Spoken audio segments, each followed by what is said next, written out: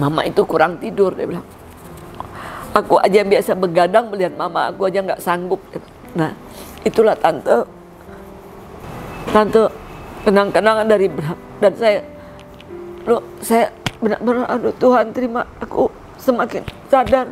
Tuhan, terima kasih kau berikan aku anak yang luar biasa.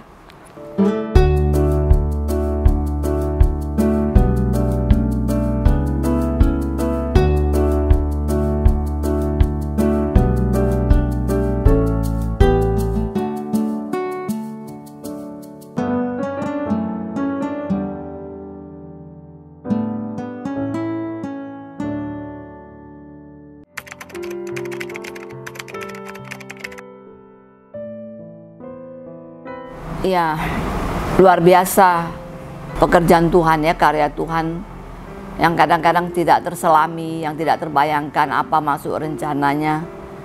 Saya sendiri juga heran kok saya bisa melakukan itu. Sementara saya sendiri belum pulih dari kedukaan, rasa kehilangan, bahkan rasa kekecewaan, kesedihan atas apa yang Tuhan nyatakan. Dia memanggil pulang kembali anak saya dan suami saya. Terus itu bergumul, berperang dalam hati saya. Tuhan, kenapa sih? Ada apa sih? Sekarang kok kirim lagi seorang wanita yang aku harus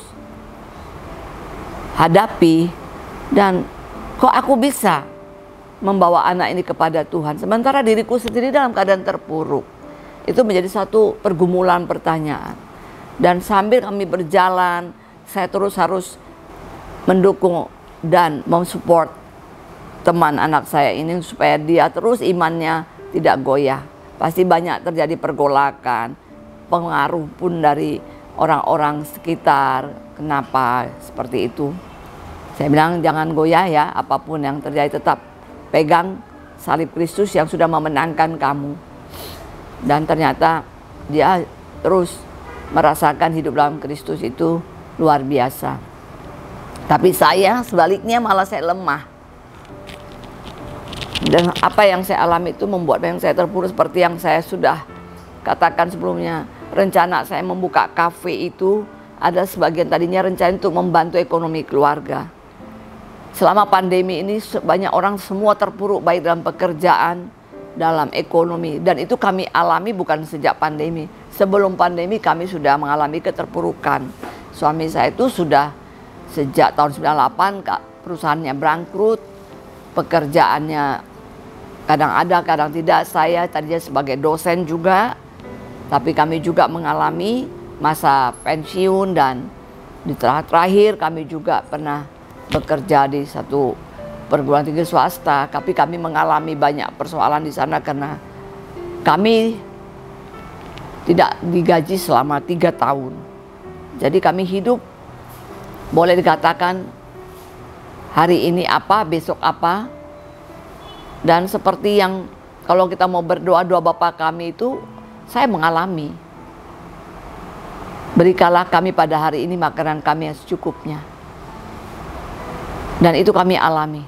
Hari ini Tuhan, kami mau makan apa? Dan saya hanya bergantung kepada Tuhan. Dan pada waktu itu kami sempat selama pandemi menjalankan jualan ikan secara online, ikan laut. Dan itu dibantu anak saya Abraham itu untuk memasarkan, mengantarkan kepada pelanggan-pelanggan kami.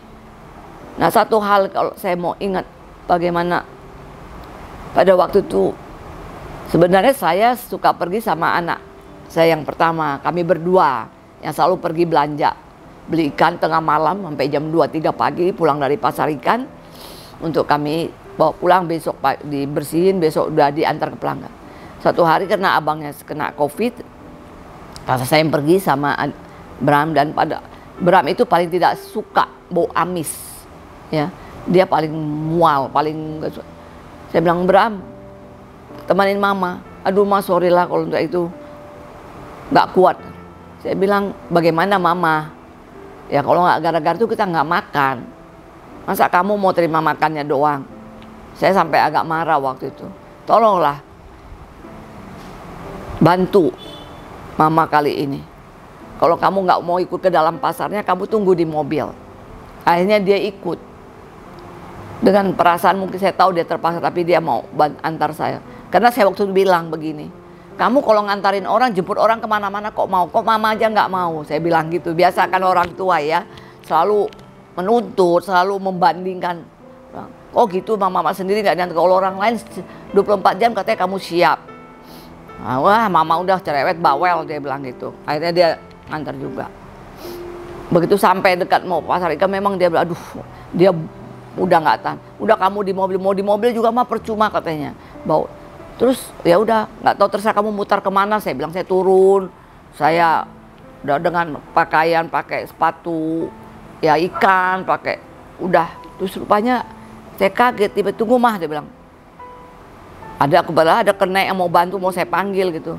Tunggu mah, nggak usah katanya. Kenapa? Saya bilang, udah aku ikut aja. Kaget saya, dia ngikut. Dia memang mula-mula kayak mual gitu. Terus lama-lama dia malah ikut bantu jongkok, milihin ikan apa. Sampai saya bilang, kamu oke Bram? Udah bawel mama, udah tenang aja.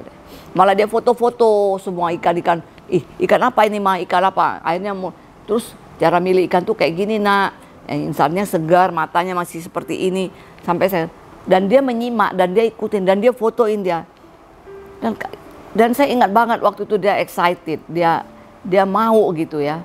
Dan itu akhirnya sejak itu dia mau menemani saya, karena waktu itu kan abangnya masih sakit COVID ya, 2-3 kali, 4 kali. Nah, ada yang mau saya sampaikan di sini.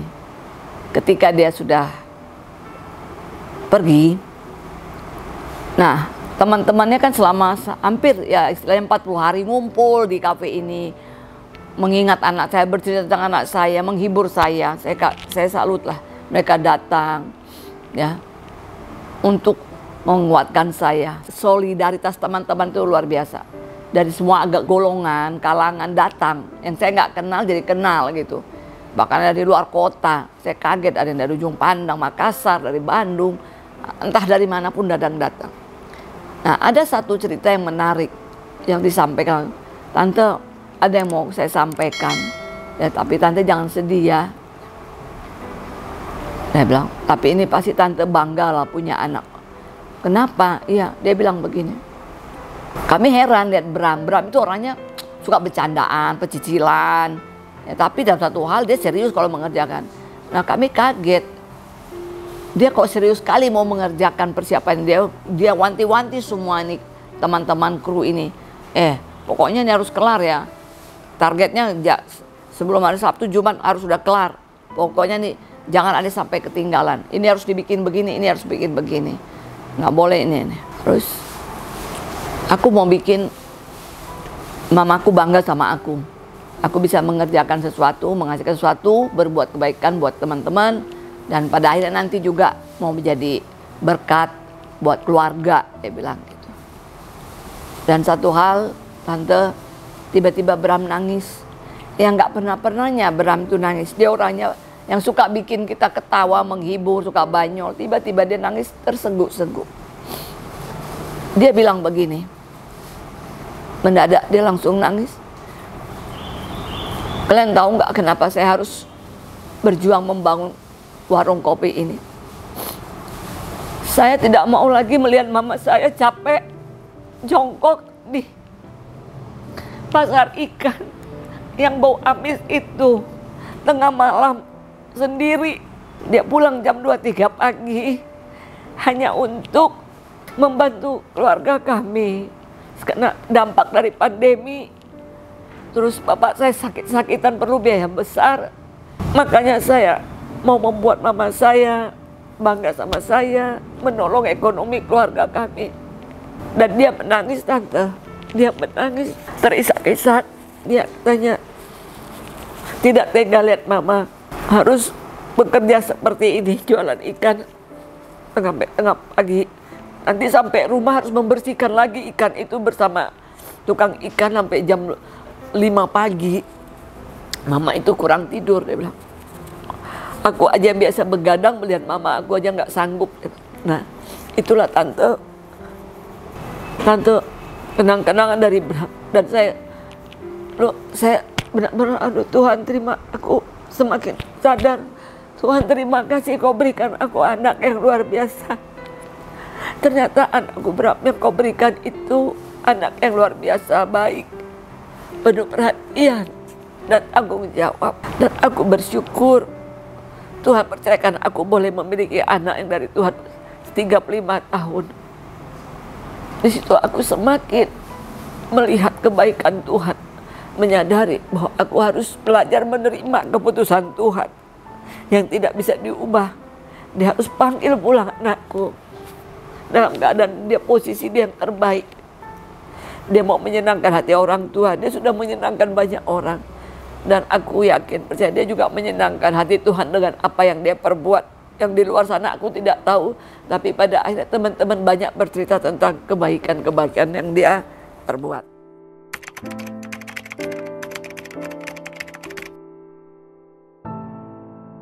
Iya, melalui cerita testimoni dari teman-teman anak saya Abraham, saya mulai dikuatkan.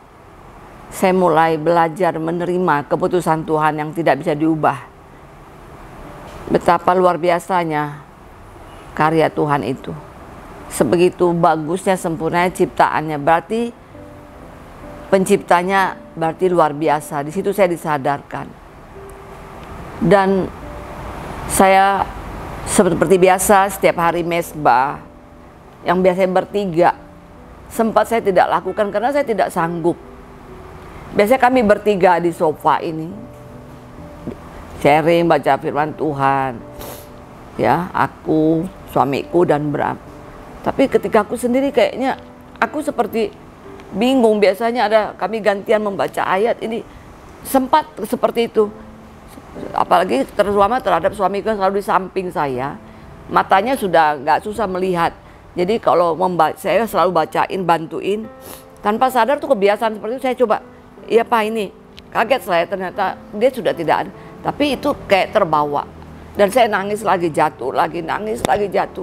Sambil saya nyanyi, saya mohon pertolongan Tuhan. Tapi sampai waktu ketika saya baca dari Matius 10 ayat 37, itu sangat memukul perasaan saya, yang mengatakan bahwa barang siapa mengasihi anaknya laki-laki, suaminya, atau siapapun lebih dari aku, ia tidak layak bagiku. Dan itu membuat aku terkejut. Berarti aku tidak boleh mengasihi anakku Bram dan suamiku lebih daripada Tuhan. Aku tidak layak.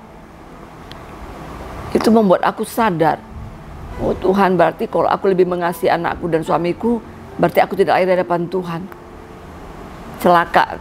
Sementara tujuan hidup kita adalah nanti ketemu Tuhan di surga, ya. Selama ini aku bilang, Tuhan ambillah aku mau ketemu anakku, suamiku. Ternyata itu pola pikir yang salah dan sesat. Kita kalau mau ketemu, pada kalau kita mau mati ya ketemu, mintanya ketemu siapa? Ketemu Tuhan Yesus, ya.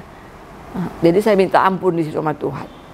Saya tidak berkatakan lagi, Tuhan saya mau mati, saya mau ketemu anak saya sama suami saya, tidak lagi. Bang, Tuhan pakailah aku untuk melayani Tuhan, untuk berdampak bagi banyak orang, menjadi berkat bagi banyak orang, untuk menyenangkan hati Tuhan sebelum Tuhan memanggilku, supaya kelak ketika Tuhan memanggil aku pulang, aku bertemu dengan Engkau, ya Tuhan, bertemu dengan Bapa di surga. Itulah aku mulai mengatakan, memperkatakan itu setiap hari dalam doaku, mesbahku kepada Tuhan. Dan mulai tahun kedua ini, aku mulai membuka diri, mulai aktif bersosialisasi, kembali aktif lagi dalam pelayanan, terutama di gereja, mencari komunitas untuk melayani Tuhan. Yang selama ini tidak aku lakukan, misalnya terutama di lansia, di persekutuan wanita. Kenapa hal itu tidak bisa aku lakukan? Bukan karena aku tidak mau, tapi waktu itu kegiatan dan pekerjaanku yang sebelumnya aku begitu sibuk, banyak aktivitas di luar.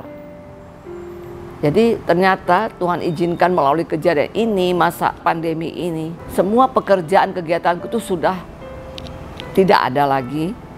Dan Tuhan ternyata izinkan semua pekerjaanku itu stop dan tidak ada lagi. supaya aku fokus memang untuk melayani Tuhan seperti permintaanku dan permohonanku kepada Tuhan. Aku ingin melayani Tuhan. Dan mulailah aku melayani di gereja dan di sekitarku. Iya, jadi itu semua karena pertolongan Tuhan lewat. Dia mulai membuka hatiku dan aku mulai membantu dalam pelayanan di gereja, baik di lansia maupun di komisi wanita dan di beberapa kegiatan gereja kami. Dan kebetulan mempersiapkan banyak program gereja yang teman-teman merindukan juga, yang dulunya aku aktif ya. Aku sebagai backgroundku sebagai dosen musik, tadinya pekerjaanku mengajar musik, mengajar piano, vokal, paduan suara di berbagai banyak tempat. Yang sempat aku down, tidak ada lagi, kembali bangkit lagi. Membuat aransemen lagu dan segala macam buat banyak orang. Nah, dan juga kegiatan pelayanan di beberapa grup persekutuan doa.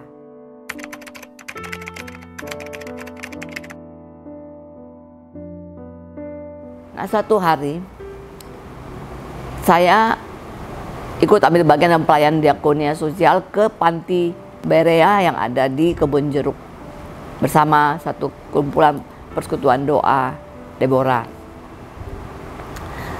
Ada satu yang membuat saya luar biasa terberkati, kesaksian seorang Oma Teresia berumur 75 tahun ya. Kami kaget luar biasa, dia begitu strong, begitu kuat dengan pengalaman hidup yang menurut saya, dibandingkan saya merasa tuh tidak ada apa-apanya ya. Dia tadinya dari seberang ya, lalu dia mualaf, masuk menerima Kristus karena dia kawin dengan Kristen. Tapi apa yang terjadi, malah dia mengalami banyak pergumulan penderitaan. Suaminya pun tidak seperti dia militannya sebagai orang Kristen. Nah, mereka dikaruniai 3 anak laki-laki. Lalu dalam kehidupan keluarga rumah tangga ini rupanya suaminya menderita sakit kanker usus, lambung dan sebagainya, sampai pada akhirnya suaminya dipanggil Tuhan. Dan tidak sampai di situ, akhirnya selanjutnya berturut-turut pada ketiga anaknya pun dipanggil Tuhan kena kanker juga. Hiduplah dia seperti orang kehilangan kepercayaan, frustrasi, stres, begitu luar biasa. Dia tidak tahu harus bagaimana, tapi dia hanya bisa menyerahkan semuanya kepada Tuhan. Sementara keluarganya sendiri tidak mau mengurus dia, menerima dia. Sampai pada akhirnya dia, karena tidak ada yang mengurus, dia diantar sama keluarganya ke panti jompo. Tentu dia merasa stres karena dia masih merasa sehat, masih merasa mampu. Tapi dia harus punya kenyataan. Disitulah pada waktu kami pelayanan sana, kami melihat bagaimana imannya, kesaksiannya. Dia menyanyi begitu luar biasa mengenai betapa indahnya rencana Tuhan dalam hidupnya. Seperti nyanyian yang dia nyanyikan, membuat saya kembali semakin dikuatkan lagi. Tuhan terima kasih, ternyata apa yang kau alami tidak ada apa-apanya dibandingkan apa yang dibandingkan Oma Teresia ini. Begitu berat dengan keadaan dia yang seorang diri ya, sebatang kara, suami diambil, tiga anak laki-laki semua diambil. Dan dia tidak ada yang peduli, tidak ada yang mengurus, hingga sampai, maaf tandaku, seperti seolah-olah dia dibuang ke panti jompo. Dan dia memang seperti kata pengurus di sana, dia seperti masa frustrasi. Kadang-kadang sering tidak cocok dengan yang lainnya, karena yang lainnya itu dia tidak bisa bicara, tidak bisa mengungkapkan perasaannya. Tapi pada waktu kemarin kami melihat dia begitu luar biasa menyanyi, sampai dia memuji, menyembah Tuhan, sampai dia berlutut, dia menangis, dia berdoa. Aku merasa dikuatkan, diberkati dengan Oma Teresia itu. Kesaksiannya itu luar biasa. Dan itulah kalau kita mau terus mencari, mengejar apa maksud Tuhan. Tolong saya Tuhan, pakai saya Tuhan. Dan Tuhan selalu pakai saya tanpa saya sadari. Saya dibawa ke sana kemari melihat ini loh, seperti ini. Tuhan mempersiapkan saya. Dan saya mulai berkarya.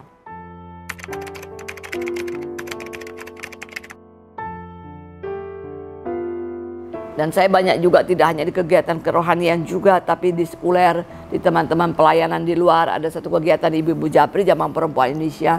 Saya juga ternyata Tuhan mau pakai saya untuk jadi berkat buat mereka. Ya, Tuhan kasih karunia saya mengajar, terutama dalam vokal, paduan suara, musik. Di sana saya dipakai untuk mengajar juga. Di sana bertemu dengan banyak-banyak orang penting, orang-orang hebat. Tapi mereka semua luar biasa baik, rendah hati. Baik dari ketua umumnya, baik dari para pembinanya, dan juga semua anggotanya. Tidak mudah mengikuti satu kegiatan komunitas sekuler ya. Dengan apalagi kaum perempuan, wanita yang begitu banyak pola pikir yang berbeda. Di mana kami di situ, saya harus belajar banyak untuk menerima perbedaan itu, keberadaan itu dengan rendah hati. Dan memang saya bersyukur Tuhan tempatkan di tempat grup ini memang di situ untuk kami bagaimana menerima perbedaan itu. Kebinekaan Tunggal Ika itu di situ sangat diterapkan. Kami tidak boleh memandang suku, ras, dan agama. Dan saya merasa cocok dengan komunitas yang seperti ini. Dan kita sebagai pengikut Kristus harus menjadi terang dan garam. Harus kita mau menjadi saksi Kristus. Dan mereka melihat ya bagaimana saya harus berbaur, saya harus mengajar mereka seperti mengajar paduan suara ya, dan mereka bisa bernyanyi dengan lagu yang diajarkan. Mungkin dari tingkat kesulitan itu tinggi, tapi dengan cara kita mengajar dengan penuh kasih, dengan penuh sukacita, orang-orang yang diajarkan itu yang tadi mungkin sulit bagi, tapi dengan mudah mereka menyanyikan dan harus menghafal lagu dan pakai gerakan lagi. Itu semua kenapa? Karena pertolongan Tuhan. Dan Tuhan mau pakai saya juga tidak hanya di gereja, tapi di tempat lain dimanapun kita tetap harus kita berkarya, melayani. Dan juga tidak hanya bernyanyi, kami juga menari. Kalau orang Batak bilang manortor ya. Nah, kebetulan ada event momen G20 yang di Bali. Nah, komunitas kami ini Japri, Jamaah Perempuan Indonesia ini, Tuhan izinkan untuk ikut dalam satu program mendukung acara. Sebelumnya acara Kebaya Goes to the UNESCO, kami juga ikut ambil bagian di situ. Jadi kita harus lengkap ya dalam melayani menjadi saksi Kristus. Kita mendukung kegiatan pemerintah ya, supaya menjadi saksi Kristus tidak boleh kita hanya sibuk kegiatan di gereja, tapi juga di sekitar kita sudah jadi saksi. Nah, kami mendukung kegiatan pemerintah. Salah satu Kebaya Goes to UNESCO sudah kami lakukan sebelumnya. Dan ini kemarin G20 di Bali. Kami diminta untuk mengisi acara di Sarina Tamrin. Untuk kami menampilkan, bernyanyi lagu etnik daerah dan juga manortor. Dan kami tidak menyangka bahwa Bapak Pejabat Gubernur Heru bisa hadir dan menyaksikan penampilan kami dan ikut manortor bersama kami. Dan itu satu juga pertolongan Tuhan bagaimana mengajarkan tortor yang menurut kalau orang lihat itu susah sebenarnya. Tarian yang begitu berat, susah, tapi pada akhirnya ibu-ibu ini bisa manortor sebagaimana manortor orang Batak. Padahal mereka itu notabene banyak sekali yang bukan orang Batak, paling cuma 1-2 orang Batak di sana. Tapi yang saya salut justru ibu-ibu pembina kami, seperti Ibu Hendro Priyono, Ibu Kemas, Ibu Heni Kemas, dan Ibu Yayu Bambang. Itu bisa manortor dengan luas, padahal mereka itu orang Jawa, bukan orang Batak. Dan sangat antusias dengan seusia mereka ya, yang sudah boleh katakan lansia. Mereka mau ikut kegiatan latihan itu selama 4 jam setiap kami latihan. Kebetulan atas kebaikan dan kemudian Ibu Hendro Priyono sebagai pembina kami, Ibu mau kami berlatih di tempat mereka sehingga memudahkan kami untuk latihan. Dan itu satu pekerjaan Tuhan jadi berkat buat kami. Tuhan tempatkan anak-anak Tuhan pasti di tempat yang terbaik kalau kita mau menyaksikan kebaikan Tuhan. Itu yang mau saya saksikan. Bagaimana saya berkarya melalui proses penggemblengan Tuhan lewat pasca kedukaan yang saya alami.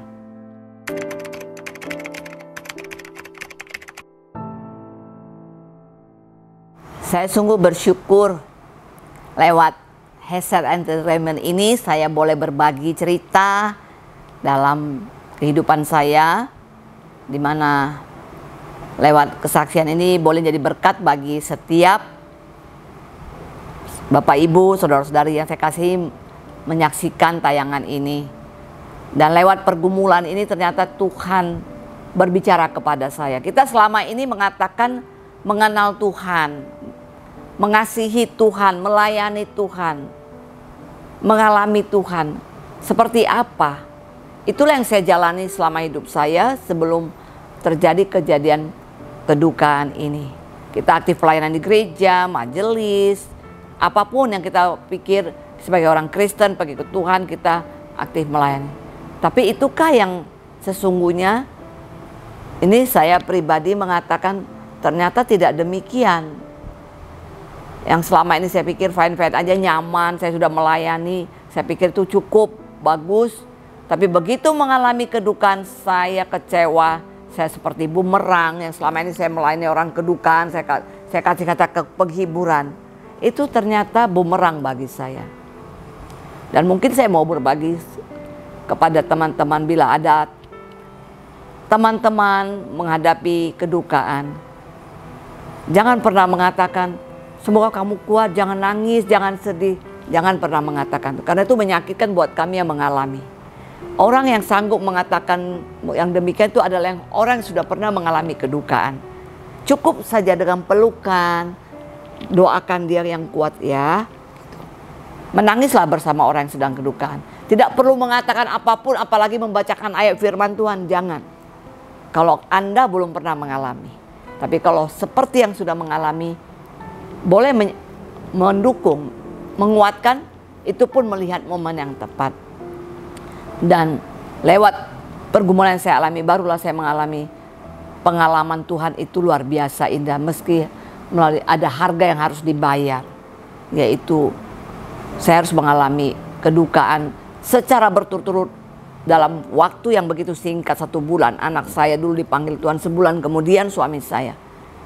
Dan situ Tuhan mau berbicara dan mengajar saya untuk bergantung kepada Tuhan, menerima keputusan Tuhan yang tidak bisa diubah lagi, dan merendahkan diri, merendahkan hati. Karena kita ini siapa sih? Kita ini kayak debu, kayak set kaki menurut saya. Jadi saya belajar, mungkin selama ini saya merasa nyaman, saya oke, saya diberkati dengan berbagai karya, kegiatan, baik kegiatan nasional, internasional, sebagai dosen, sebagai juri tingkat nasional, sebagai segala macam sudah. Tapi ternyata itu tidak ada artinya di hadapan Tuhan kalau kita tidak sungguh-sungguh melakukan dengan iman. Dan sekarang dalam menjalani kehidupan saya ke depan, saya hanya minta kepada Tuhan di sisa umur waktu yang masih tersisa, bila Tuhan berkenan, pakailah hidupku menjadi berkat sukacita bagi banyak orang, berdampak positif, berkarya, dan terutama menyenangkan hati Tuhan, apapun itu. Dan selalu mengandalkan Tuhan, tidak mengandalkan manusia. Karena kalau kita mengandalkan manusia, kita akan kecewa. Kita percaya janji Tuhan, ya dan amin. Lewat kedukaan ada rencana Tuhan yang indah, ya kan? Di balik kedukaan ada pelangi. Itulah yang saya mau alami. Saya percaya Tuhan akan ada dan menyertai kehidupan saya ke depan. Terima kasih, Tuhan Yesus memberkati.